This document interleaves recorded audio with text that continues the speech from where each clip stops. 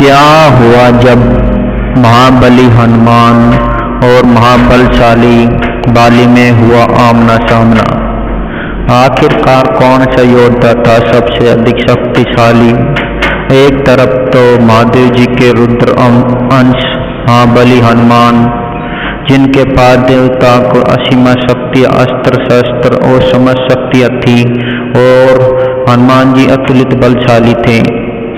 दूसरी ओर ब्रह्मा से वरदान प्राप्त कर बाली सबसे शक्तिशाली हो गया।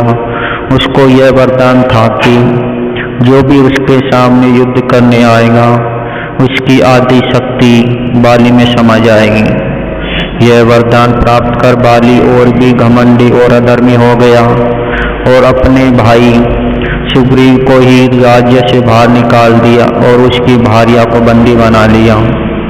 जैसे ही सुग्रीव वहाँ से भाग कर निकल गया, तब वो सुग्रीव को मारने के लिए आ रहा था। तब सुग्रीव ने कहा कि आप मेरी रक्षा करो।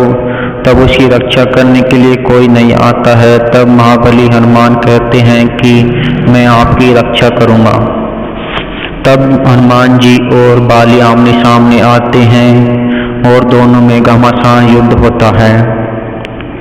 दूसरे एक दूसरे पर भारी पड़ने लगते हैं, परंतु जब हनुमान जी का बल बाली में समाने जाता है तो बाली की भुजाएं फटने लगती हैं और नशे में ब्लड बहुत तेज हो जाता है, जिसके कारण उसी की नस फटी हो जाती है और शरीर उसका भार संभालने में सक्षम नहीं हो पाता है।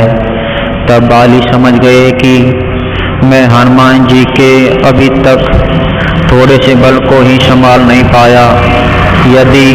यदि मैं और अधिक देर तक हनुमान जी से युद्ध करता रहा तो यदि इसका आधा बल आ गया तो मेरे शरीर में विस्फोट हो जाएगा और मेरा शरीर फट जाएगा।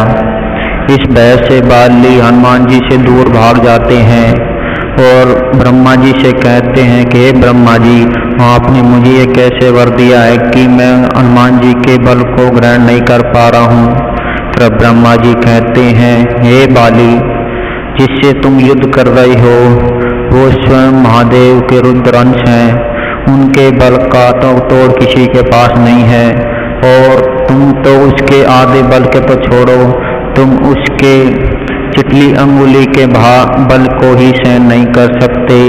इसलिए गलती से भी तुम उसके साथ युद्ध मत करना, नहीं तो तुम्हारा शरीर फट जाएगा, क्योंकि तुम उसी के बल को धारण कर सकते हो जो जिसका बल सीमित होता है, परंतु हनुमान जी का बल तो अतुलित है, उसकी बल की कोई सीमा नहीं है। इसलिए अब तुम घर जाओ और भूल कर भी जब तक उस पर सुग्रीव आक्रमण मत करना जब तक हनुमान जी उसके सामने हैं, क्योंकि नहीं तो तुम्हारा मृत्यु निश्चित है। वह इस भय से बाली वापस चला जाता है और साबित हो जाता है कि हनुमान जी के बल को धारण करने की शक्ति बाली में नहीं थी। और यदि आपको और कोई जानकारी हो तो कमेंट में अवश्य बताएं और कमेंट में जय हनुमान अवश्य लिखें। जय श्री राम।